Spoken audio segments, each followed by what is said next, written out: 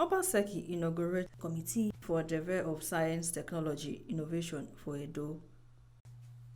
Edo State Governor Godwin Obaseki on Tuesday inaugurated Professor Kensington Obahiagbon as the chairman of the Edo State Science, Technology and Innovation Committee, wey dey charged with the responsibility to develop strategy wey go make the state hub for science, technology and innovation for the country.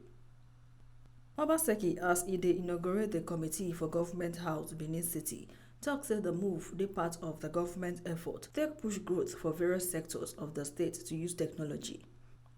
Obaseki lists some of the terms of reference for the committee, wey include to help the state draft policy on science, technology and innovation as e dey for the National Policy of Science, Technology and Innovation. Professor Obahiagbon wey respond thank Obaseki for the privilege wey e give the committee to serve the state, come assure say the committee go do their best to put the state for global map for science, technology and innovation. From Benin, Osatoame Ugbeide.